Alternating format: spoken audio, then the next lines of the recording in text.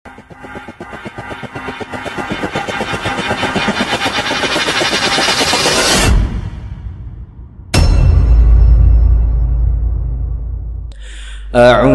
billahi minasy syaithanir rajim. Bismillahirrahmanirrahim. Alladzi an'amana al-iman wal islam. Asyhadu an la ilaha illallah wa asyhadu anna Muhammadan abduhu wa rasuluh. La nabiyya ba'da wa la rasulah. Allahumma shalli ala Muhammad wa ala ali Muhammad amma ba'du. Ikhwati fillah rahimakumullah.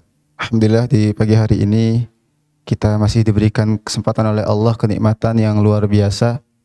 Masih diberikan izin oleh Allah untuk menjalankan kewajiban yang seharusnya dilaksanakan oleh seorang muslim, yakni sholat 5 waktu di pagi ini. Dan mungkin seluruhnya dari antum ya, atau sebagian besar dari antum, kita semua alhamdulillah diberikan kenikmatan oleh Allah, mendapat nikmat yang lebih sedikit bisa dijalankan oleh sebagian manusia di bumi ini, bahkan di umat muslim pun ya, yakni qiyamul lail.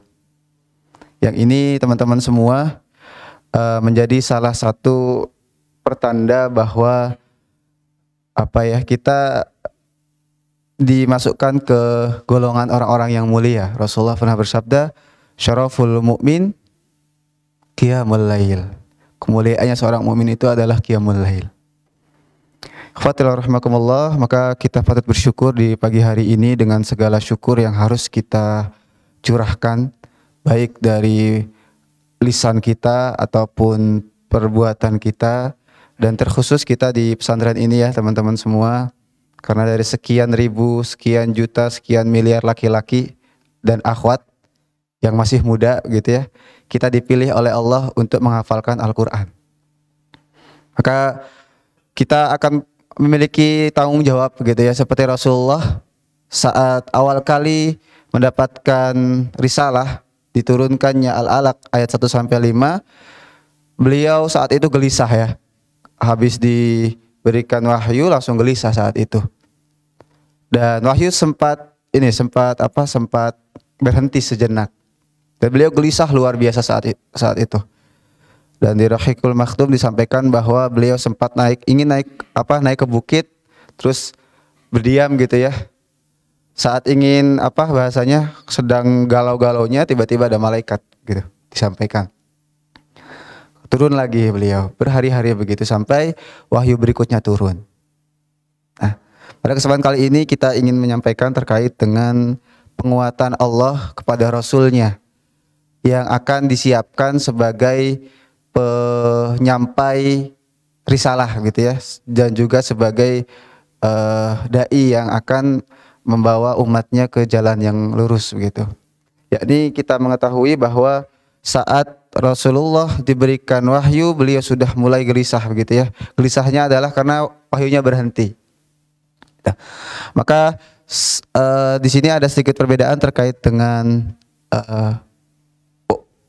wahyu yang turun setelah Al-Alaq. Ada yang menyampaikan Al-Mudaththir, ada yang menyampaikan Al-Qalam, dan ada juga yang menyampaikan Al-Muzammil. Nah, ini Ustaz Fauzan mungkin ya yang bidangnya. Nah, di sini kita akan mencermati sebuah surat turun di masa-masa awal ini, yaitu Al-Muzammil. Ya, ini tadi pas dibaca ya sama Qori tadi ya, Al-Muzammil. Nah, teman-teman semua para ulama menyampaikan terkait Al-Muzammil ini luar biasa pendidikan yang ingin diberikan kepada Rasulullah, kepada Rasulullah dari Allah begitu ya. Kenapa Al-Muzammil ini diturunkan di awal-awal di masa, kalaupun setelah yang keempat lah ya. Jadi kalau lihat perbedaannya, ada yang menyampaikan Al-Qalam, Al-Mudaththir, kemudian Al-Muzammil. Ada yang menyampaikan Al-Mudaththir, Al-Muzammil. Ada yang menyampaikan juga nanti di Ibnu Katsir Al-Muzammil kemudian Al-Mudaththir. Allahu a'lam bishawab. Yang jelas ini diturunkan di awal-awal di masa Rasulullah masih dakwahnya sembunyi-sembunyi. Maka dari sini ada pendidikan yang sangat luar biasa, ikhwati fillah rahimakumullah, dalam penguatan jiwa Rasulullah. Maka di Al-Muzammil ini ada amalan yang betul-betul akan menguatkan kita yang kelak akan menyampaikan ayat-ayat yang sudah kita hafalkan. dan juga tentunya menjadi ulama pemersatu umat. Maka kita tahu di Al-Muzammil ini setelah seruan kepada Rasulullah, ya ayyuhal muzammil. Kalau kita lihat Ibnu Katsir nanti kenapa ini turun, nanti dari Jabir disampaikan bahwa saat para musyrikin berkumpul di Darun Nadwah menyebutkan julukan-julukan untuk Rasulullah ya, ada yang menyampaikan sahir, terus sebagian mereka menyampaikan bukannya kahin gitu ya, bukan dukun, bukan gitu. Kemudian ada yang menyampaikan majnun, orang gila, sebagian lagi bukan gitu ya. Ada lagi yang menyampaikan sahir, penyihir, bukan menyampaikan. Dan itu sampai kepada Rasulullah. Maka Rasulullah galau luar biasa. Dia omongin ya, apalagi yang dulunya dekat begitu, yang dulunya dihormati tiba-tiba seperti itu. Gelisah, galau luar biasa.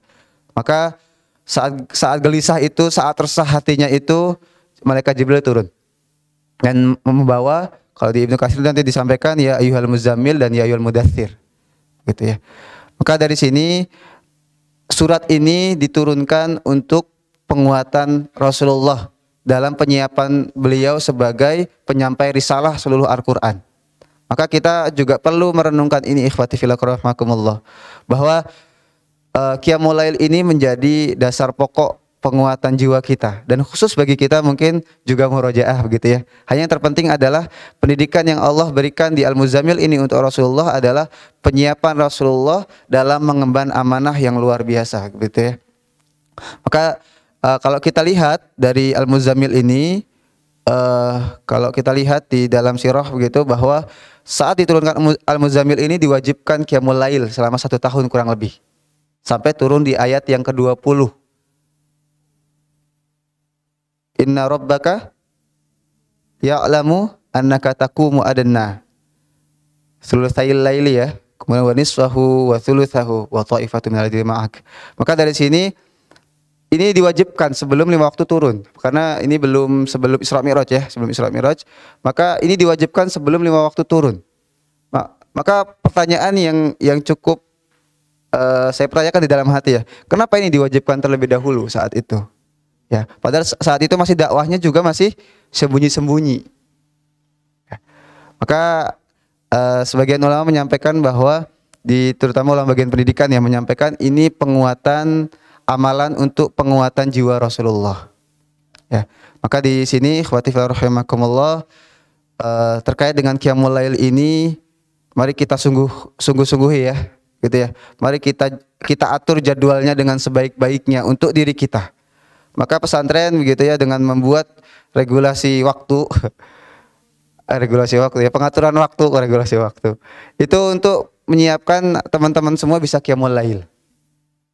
Ya, terkhusus kita penghafal Quran, mungkin kalau syariat mah sunnah tetap ya, tapi buat kita pribadi mungkin ya, secara pribadi kita wajibkan untuk kita pribadi begitu ya. Agar jiwa kita kuat, emosi kita kuat, saat ada mungkin nanti kelak di masyarakat teman-teman menghadapi tantangan begitu ya, teman-teman punya tempat kembali, yaitu sepertiga malam, kembali kepada Allah. Ya Allah, saya punya masalah seperti ini. Kan beda ya kalau di sepertiga malam ya, sambil nangis-nangis juga nggak ada yang tahu ya, kecuali dilihatin ya sama temannya ya gitu. Dan kalau kita yang sudah pernah merasakan nikmatnya sepertiga malam, rindu gitu ya, rindu sekali dan berharap bisa saat-saat seperti itu lagi. Dan terkait dengan sepertiga malam ini luar biasa memang ya. Dulu mungkin sebagian teman-teman ada yang merasakan di jam-jam biasa bangun teman-teman ada sesuatu yang membangunkan. Pernah merasa begitu nggak? Apa dulu di zaman saya masih santri ya, masih di atas, masih gedung yang lama tuh, kita ada pengalaman yang cukup lucu dulu. Saya itu sekamar dengan Ustaz Syahrul ya, kemudian Kang Heri, Ustaz Heri, terus sama Kang Niko, dulu berempat lah. Sama satu yang agak lama lagi yang teman-teman mungkin belum ada yang kenal. Jadi itu kita lucunya begini, setiap jam 2 atau setengah 2 dulu saya, jam-jaman di sini, itu pasti ada nyamuk. Itu awal-awal saya masih di sini, masih sekitar 3 bulan awal. Pasti ada nyamuk, saya heran. Hanya pas setelah itu sudah nggak ada lagi. Allahu alam ya. Ini sebagian lain ada yang lain. Ada hal yang tiba-tiba dia bangun gitu di jam itu. Jam setengah 2 atau jam 2-an lah, sekitar itu. Gitu ya. Maka ini mungkin ya husnuzon saya dulu, mungkin Allah ingin membangunkan nih lewat makhluknya. Sebagian yang lain ada nyamuk ganggu aja gitu ya. Kalau kita mau berpikir lebih itu ya, oh ini untuk bangunkan saya nih. Mungkin ada yang lain. Ada temannya. Kalau bisa temannya memang sengaja ya, memang sengaja mau membangunkan gitu. Maka di Qiyamul Lail ini teman-teman, mari kita jadwalkan dan mari kita punya targetan di Qiyamul Lail. Nah, targetan kita adalah sekuat-kuatnya di Qiyamul Lail begitu ya, dengan jadwal siang yang juga tidak terganggu. Maka ini perlu diikhtiarkan secara bertahap, perlu diproses secara perlahan biar Qiyamul Lailnya kuat. Seperti mungkin yang dulu masih pratahfidz ya, masih belum ada kewajiban, masih biasa selama 3 bulan.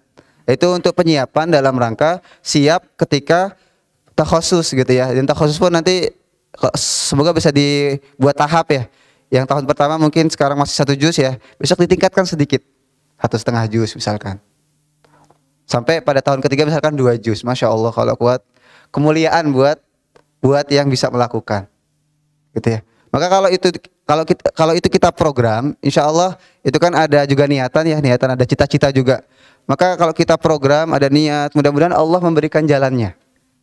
Mungkin awal-awal pertama tuh pusing ya, ngantuk, terus siangnya lemes gitu ya, mau figur. Terus uring-uringan gitu ya awal-awal mungkin. Kok sudah biasa-biasa. Maka mudah-mudahan nih dengan mengetahui keutamaan Qiyamul Lail ini, bahwa Rasulullah juga dulu diwajibkan awal-awal Qiyamul Lail, maka kita semakin semangat dan mau memprogram Qiyamul Lail ini. Dan sampai-sampai di At-Tibyan ya disampaikan bahwa saat kita tertidur bahasanya ya, manama gitu ya, manama an hizbihi minal lail, barang siapa yang tertidur dari hizbnya, atau hizb itu sekitar setengah juz ya kalau di Al-Qur'an ya, dari Qiyamul Lail, nanti ada badalnya bahasanya. Maka kutibalahu ka'annama qara'ahu minal lail, maka seperti seolah-olah dia membacanya di Qiyamul Lail yang sudah terbiasa. Maka nanti saking pentingnya Qiyamul Lail ini sampai ada badalnya seperti itu. Dan Rasulullah pun begitu. Saat sekali pernah terlewat sampai subuh, beliau diganti di duha 12 rakaat ya, yang hadisnya itu ya. Saking pentingnya Qiyamul Lail ini. Maka mari kita jadwalkan, mari kita agendakan, mari kita programkan agar kita punya sumber kekuatan kita, sumber penguat hati kita. Dan mungkin kenapa kita gelisah, kenapa kita galau, kenapa kita merasa salah gitu ya, atau kenapa kita merasa rendah begitu mungkin ya. Mungkin Qiyamul Lail kita ada yang kurang beres. Mungkin di sepertiga malam kita kurang maksimal. Gitu. Dan di surat Al-Isra disampaikan, wa minal laili fatahajjat bihi nafilatan lak asa ayyab'atsaka rabbuka maqama mahmuda. Dan ayat setelahnya yang saya cukup menarik, wa qur rabbi adkhilni mudkhala sidqin wa akhrijni mukhraja sidqin waj'alni min ladunka sultanan nasira. Maka di sepertiga malam ini kita diminta untuk berdoa itu, rabbi adkhilni mudkhala sidqin. Nah, ini nanti disampaikan ada yang terkait dengan nanti saat keluar dari alam kubur begitu ya. Kalau saya mentadaburi ini biasanya saya baca doanya saat saya mau pindahan biasanya. Biasanya pas mau pindah kemana gitu ya, Allah masukkan saya ke tempat yang terbaik, keluarkan saya dari tempat keluar yang terbaik begitu. Maksudnya biar keluar masuk itu di tempat yang terbaik. Dan setelah pindah gitu ya, kemudian Allah menjadikan tempat itu waja'alni sultanan, kekuasaan yang nasir, yang bisa menolong gitu ya. Maka kekuasaan yang itu berkah untuk diri saya. Itu di sepertiga malam. Maka sepertiga malam ini luar biasa sekali teman-teman, terutama mungkin yang sudah mulai akan merencanakan mau kemana, mau kemana ya, bisa lihat Adit gitu ya, 2 tahun lagi saya mau kemana begitu gitu ya. Baca dari sekarang doanya gitu ya, semoga diberikan tempat yang terbaik. Dan kemudian tempat itu yang terbaik pasti lingkungan juga terbaik, yang mendukung ibadah kita, mendukung ketakwaan kita semakin bertambah kepada Allah. Ya, mudah-mudahan bisa menjadi penyegar motivasi untuk kita menguatkan qiyamul lail, terutama untuk diri saya pribadi. Dan ini insya Allah kemuliaannya akan kita rasakan.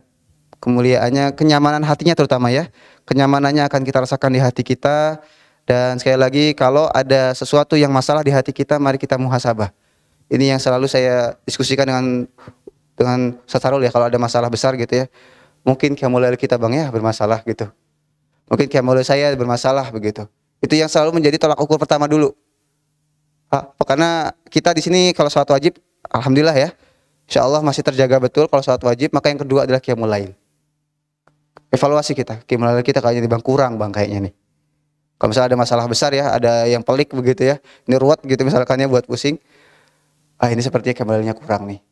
Kalaupun cuma sebentar, berarti jusnya kurang mungkin ya Bang ya, begitu. Ya. Maka kita juga seperti itu, coba. Kalau ada suatu mengganjal di hati kita, coba muhasabah qiyamul lail kita. Mungkinkah ada yang perlu diperbaiki gitu. Kalau misalnya itu beres, berarti yang lain ulur terus. Mungkin ada ketakwaan kita yang berkurang dari dulu gitu ya. Gitu mungkin di pagi hari ini, semoga bermanfaat. Subhanakallahumma bihamdika asyhadu an la ilaha illa anta astaghfiruka wa atubu ilaik. Assalamualaikum warahmatullahi wabarakatuh.